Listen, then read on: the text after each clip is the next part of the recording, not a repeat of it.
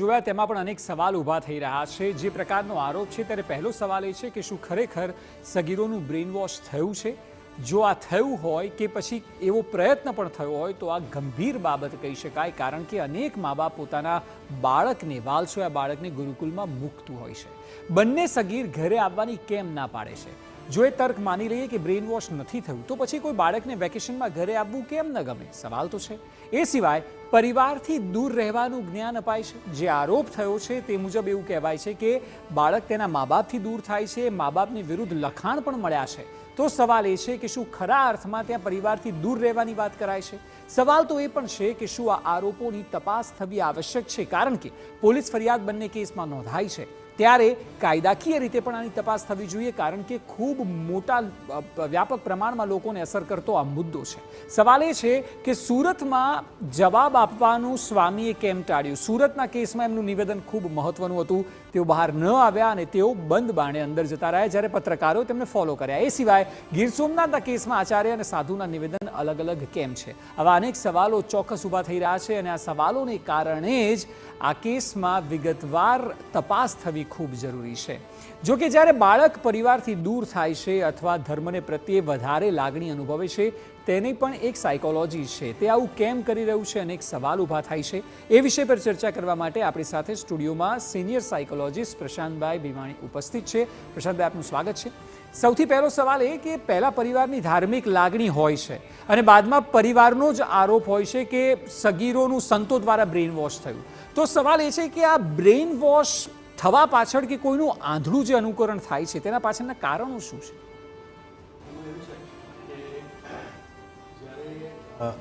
શરૂઆતમાં માતા પિતા આવી રીતે કોઈ જગ્યાએ જતા હોય, સંકળાયેલા હોય, એટલે બાળક જે છે એ સવાલ પૂછતું નથી અને બાળક સીધે સીધું એ માતા પિતા જે અનુકરણ કરતા હોય એને અનુસરે છે। હવે થાય છે એવું કે આવી સ્થિતિની અંદર એ બાળક જે છે એ બાળકની કૂણી માનસિકતા હોય છે, અથવા તો એમ એવું કહીએ કે એની કોરી સ્લેટ હોય છે। એવા સંજોગોમાં આ પ્રકારના જે અમુક સંપ્રદાયો, જે એક વિશેષ કોઈ વાત નથી, ઘણી બધી જગ્યાએ આવું થતું હોય છે, એ લોકો પોતાને જે એના મનમાં મૂકવું હોય તે ધીરે ધીરે મૂક્યા કરે છે। અને જો ક્યારેક એવી ખબર પડે આ લોકોને કે સંતો કે સાધુઓને જે આ પ્રકારનું કામ કરતા હોય છે એમની વાત છે, એ લોકોને જો એવી ખબર પડે કે એના ઘરે કોઈક રીતનો ઇસ્યુ છે કે પ્રોબ્લેમ છે, કે એના ઘરે એને કોઈક બરાબર બોલાવતું નથી, અથવા એ બાળકને લગભગ ટીન એજમાં બધા બાળકોને ઘરવાળા માટે કોઈને કોઈ ફરિયાદ હોય, એ સ્વાભાવિક છે, આ એક સાયકોલોજીકલ ડેવલપમેન્ટનો એક ભાગ છે। તો આવા સંજોગોમાં એ લોકો એને સોફ્ટ કોર્નર બતાવીને એની નજીક ખેંચે છે અને એવું કહે છે કે મા બાપ તો છે તારા ખરાબ છે, બરાબર નથી, તને બરાબર રાખતા નથી, તારો જન્મ આ ધર્મ માટે થયો છે, આના માટે થયો છે, એમ કરીને ધીરે ધીરે એને બાજુ ખેંચે છે।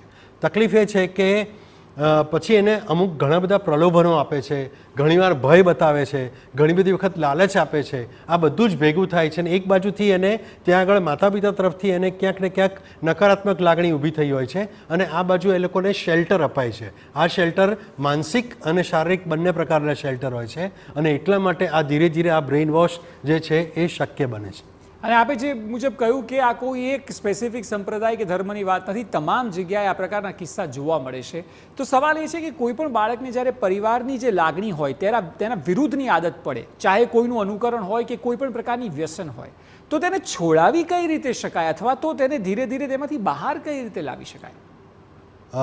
બહુ ઇમ્પોર્ટન્ટ સવાલ છે, કારણ કે ઘણા બધા બાળકો જે અત્યારે જે સાધુ સ્વરૂપે વિચરતા હોય છે, કે જતા હોય છે, ફરતા હોય છે, એમાંના જો તમે અમુક લોકોને બેસાડીને શાંતિથી એમનું મનોવિશ્લેષણ કરો તો ખબર પડે કે આ લોકોને ખરેખર સાધુ બન્યા પછી પસ્તાવો થતો હોય છે, સંતો બન્યા પછી પસ્તાવો થતો હોય છે। અને આપણે જોઈએ છીએ કેટલાક પાછા સંસારમાં પણ આવી જાય છે, કેટલાક એવા પણ હોય છે કે જે લોકોને પોતાને માનસિક સમસ્યા હોય છે અને એનાથી એ પીડાતા હોય છે, કારણ કે આપણી મૂળભૂત વૃત્તિઓ જે છે એના પર એ લોકો કાબૂ રાખી શકતા નથી। સંયમના નામે, કંટ્રોલના નામે દમન જ કરવામાં આવે છે અને એ લોકો એને સમજી સમજી શકતા નથી. ખરેખર જે સંત સાધુ છે એ લોકો એનું અતિક્રમણ કરી ચૂક્યા હોય છે. એ લોકોની વાત જ આખી જુદી છે. એ લોકો આધ્યાત્મિક લેવલે બહુ ઉપર પહોંચી ગયા હોય છે. પણ જે અધવચ્ચે હોય, જેને સંસ્કૃતમાં એક બહુ સરસ શબ્દ છે એના માટે, અતો ભ્રષ્ટ તતો ભ્રષ્ટ, એવો એટલે અહીંનોય નહીં ને ત્યાંનોય નહીં, એવા વચ્ચે રહેલા જે લોકો છે એવા લોકો જે છે આ મુશ્કેલીઓનો સામનો કરતા હોય છે. સાયકોલોજીકલ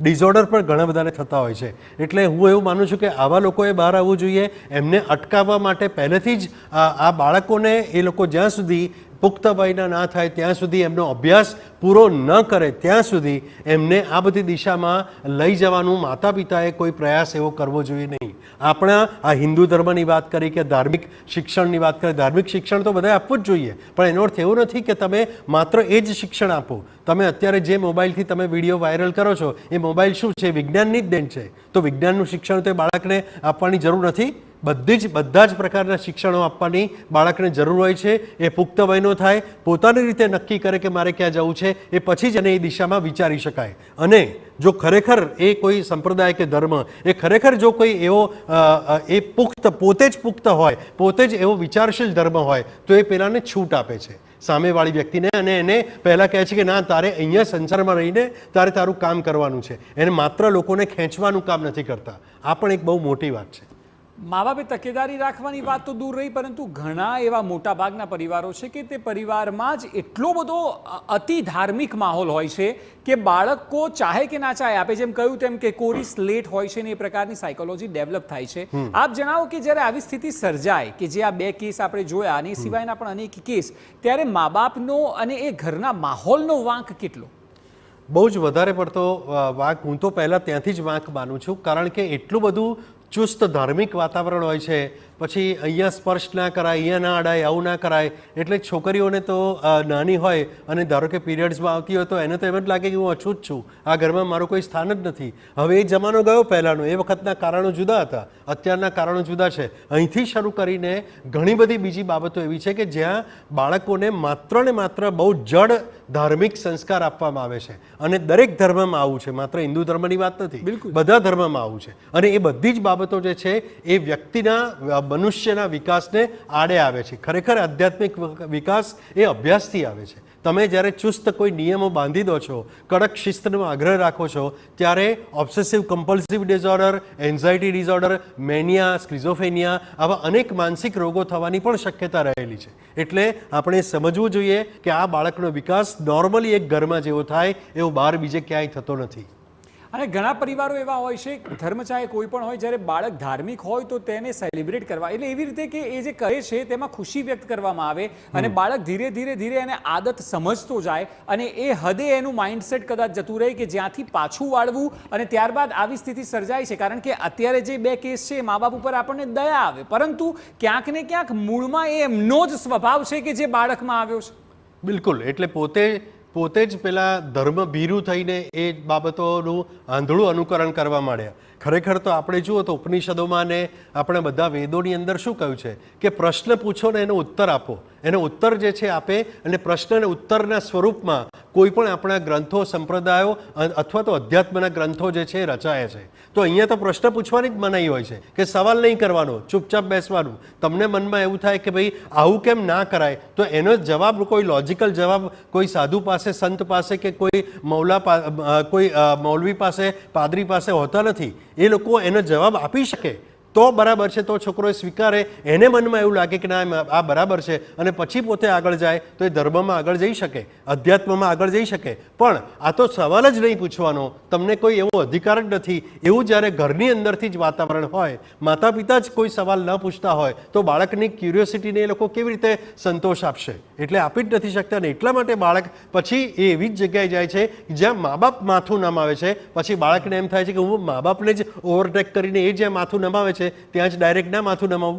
બિલકુલ. એટલે આપે જે વાત કરી તેમાં સારાંશ એ છે કે જે માતા પિતા આ અત્યારે જોઈ રહ્યા છે, પ્રશાંતભાઈને સાંભળી રહ્યા છે, મૂળ વાત એ છે કે જ્યારે આપ ઘરમાં એ માહોલ આપો છો, બાળક ધીરે એ પ્રકારનું થતું જાય છે. એટલે અતિ કોઈ પણ વાતની ન થવી જોઈએ, જેથી કરીને આ પ્રકારની સ્થિતિ ન સર્જાય. પ્રશાંતભાઈ, આપ TV9માં આવ્યા અને આપણો સમય આપ્યો તે બદલ આપનો ખૂબ ખૂબ આભાર. બિલકુલ. મારે એક છેલ્લી વાત કરવી છે. અહીંયા તમે તમારા બાળકને ધર્મનું શિક્ષણ ચોક્કસ આપો, અધ્યાત્મનું શિક્ષણ આપો, બંધનનું નહીં પણ મુક્તિનું શિક્ષણ આપો અને વિજ્ઞાનનું પણ શિક્ષણ આપો એવું મારું ખાસ બધાને વિનંતી છે. Thank you very much. બિલકુલ પ્રશાંતભાઈ. તો